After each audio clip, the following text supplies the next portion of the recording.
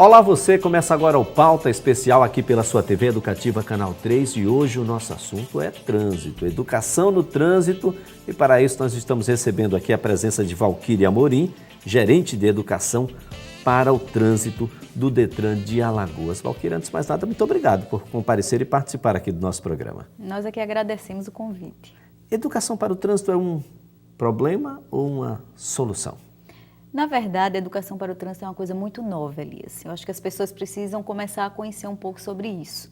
A gente começou, de fato, a discutir a educação para o trânsito, digamos que há uns 15 anos atrás para cá, né? Com uma veemência maior, com uma finalidade diferenciada, com um objetivo diferenciado. Porque antes, só era vista a educação para o trânsito direcionado para o motorista condutor. E muitas pessoas ainda visualizam isso, que a educação para o trânsito é apenas para formar futuros condutores. E nós não trabalhamos dentro desta perspectiva, né?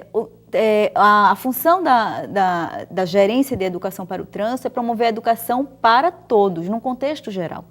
E o que precisa ficar muito claro é que promover a educação para todos não significa dar a concessão de uma habilitação, por exemplo. Nem todas as pessoas vão dirigir na vida, nem todas terão acesso a um veículo. Então, nós estamos tratando aqui de uma forma generalizada, de um mundo de coisas, né? Do pedestre, do ciclista, do motorista, do motociclista, do motorista de ônibus. Então, tudo que circula nesse espaço que é público, todas as pessoas, de todas as formas, compete ao nosso trabalho, né? Quando é que, de fato, as instituições, os organismos que terminam norteando e trabalhando as questões de legislação de trânsito, despertaram para essa questão da educação? Olha, tem coisas que acontecem não é por conta do buraco que está na via, ou do sinal que parou de funcionar, ou mesmo da sinalização em geral. Tem coisas que é de comportamento mesmo. É verdade. Desde o começo existe uma concepção de que promover educação, promover segurança no trânsito depende de um tripé, certo? Que é engenharia, fiscalização e educação. E esse tripé tem que estar funcionando muito bem, tem que estar de acordo para que a coisa de fato tenha um bom resultado. Entretanto, o entendimento da gente conseguir trabalhar a educação para o trânsito dentro de uma perspectiva maior é uma coisa muito mais recente ligada ao Código de 97. Desde que foi lançado esse Código em 97, ele traz um capítulo especial. Eu chamo de especial porque é o primeiro capítulo direcionado para qual é a competência de uma coordenadoria que é obrigatória dentro de qualquer instituição de trânsito, né? Tanto nacional como federal, como municipal e estadual, que somos nós, né? Então, em todas essas instâncias nós temos os núcleos específicos de trabalhar a educação. E quais são essas competências? Então, a partir de 97 para cá, é que as pessoas começaram a sentar e pensar, olha, é preciso trabalhar trânsito na escola, é preciso trabalhar trânsito de uma forma geral, na universidade, é preciso atingir todos esses públicos. Então, essas discussões, elas vêm tomando um rumo muito diferenciado desde então. Nós temos um entendimento assim de trabalhar a ideia de educação para o trânsito hoje dentro de uma perspectiva de uma pedagoga que praticamente todas as pessoas que estão formadas, nós estamos nesse trabalho há 10 anos. Uma média de 10 anos, o Detran de Alagoas, que foi quando houve aquele concurso, toda uma equipe nova. Nós temos uma equipe multidisciplinar que trabalha com a educação para o trânsito. Somos pedagogos, psicólogos, administradores, temos assistentes sociais na própria coordenadoria de educação. Então, é um núcleo diferenciado. E dentro desse norte, nós temos vários caminhos a seguir. E nós, praticamente, tudo que nós aprendemos e tudo que nós pomos em prática tem a ver muito com uma pedagoga chamada Jussiara Rodrigues.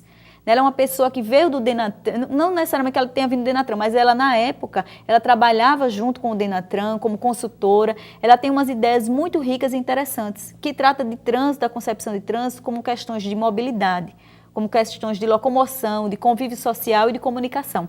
Então, essa é a base do trânsito hoje. Partindo desse princípio, todos os projetos que são elaborados são todos dentro dessa concepção, principalmente da ideia de convivência, que é o que a gente traz. Convivência que é o problema do trânsito, o grande problema do trânsito.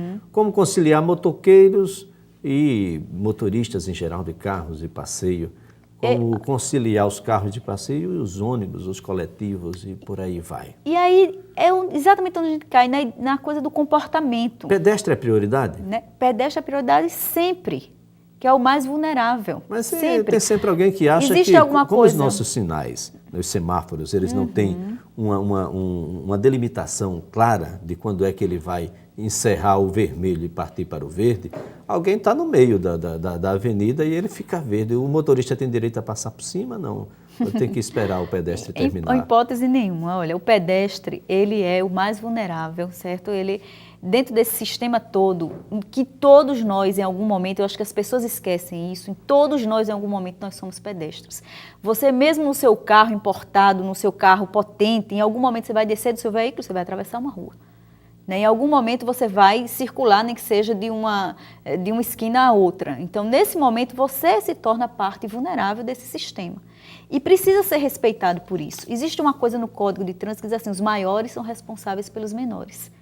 Então, o motorista de caminhão, ele é responsável pelo cuidado do ônibus e de todos os outros. O do ônibus, ele precisa ter mais cuidado com os, porque os outros são menores, eles estão mais expostos.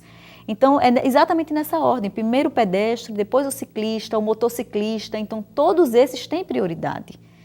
É o natural, né? Eu estou cercada quando eu estou no meu veículo, né? Eu estou ali numa massa que me protege. O que é que está precisando mais da educação no trânsito? É o pedestre, que desconhece de fato, em sua grande maioria, as leis de trânsito, mas não desconhece aquilo que é o básico do pedestre. Ele sabe que tem que atravessar na faixa e sabe que tem que atravessar quando o sinal está verde para ele, ou seja, o sinalizador de pedestre.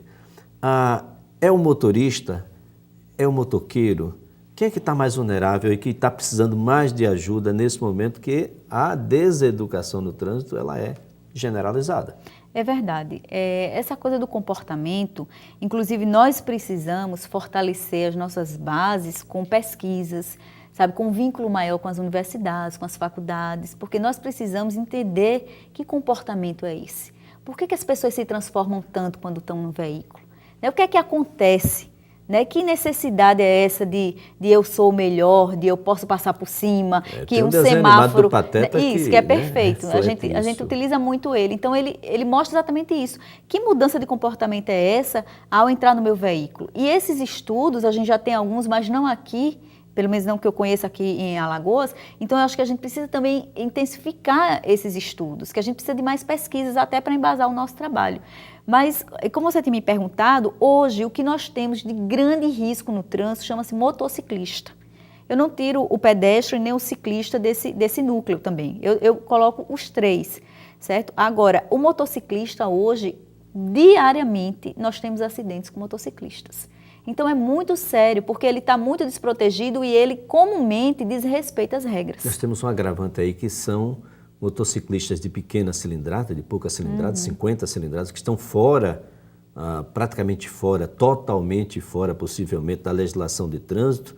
E são pessoas que não tiveram que tirar uma carteira, por exemplo, não tiveram as mínimas noções necessárias para circular. Esses terminam agravando essa situação.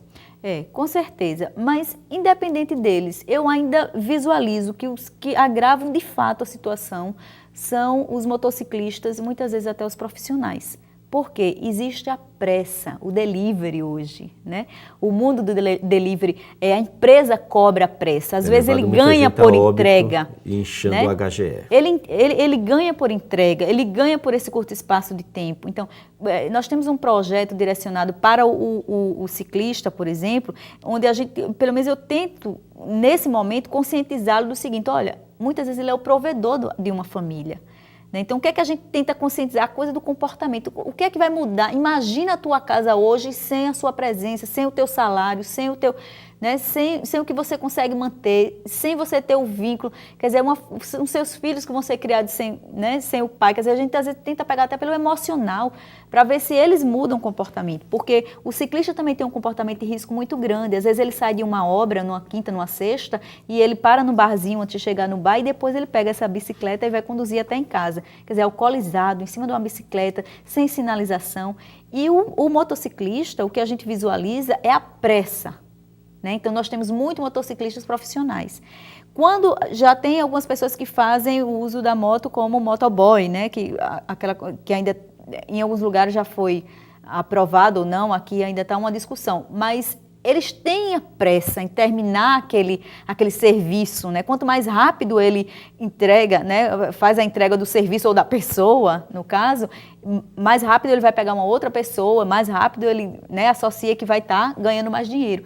Então, é preciso quebrar ou trazer para esse motociclista a concepção de que é a vida dele que está em jogo. Como conciliar, né? Como a gente ter esse claro, serviço com a certa rapidez, mas com segurança. Com segurança. Então, o que eu visualizo muito, motociclistas com um capacete sem amarrar, ele está enganando a quem? Como você me perguntou ontem com o capacete no programa. No braço. Ele está enganando a quem? A ele mesmo. Né? Porque assim, é a vida dele que está sendo preservada. A nossa intenção, quando a gente promove uma lei seca, uma campanha de lei seca, por exemplo, onde a gente tem a parte educativa, mas também tem a parte de fiscalização, não é punir as pessoas, sabe? Porque o Detran agora está punindo. Não é isso. A nossa intenção é salvar vidas, é diminuir a quantidade de pessoas que estão ficando sequeladas, sabe? É tentar fazer com que essas famílias não tenham tantas perdas. Né? São mães e pais perdendo filhos muito jovens, com a vida inteira pela frente, que de repente é paralisado por um acidente de trânsito. E aí é onde vem a grande questão. Acidentes que podem ser prevenidos.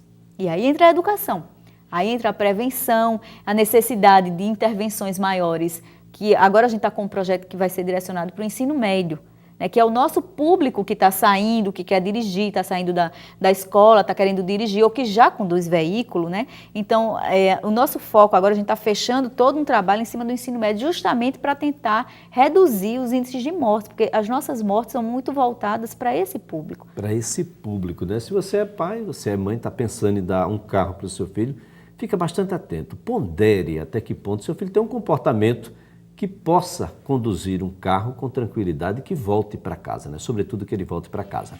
Olha, o Pauta Especial volta em instantes, nós continuaremos a discutir educação no trânsito aqui no seu Pauta Especial com Valquíria.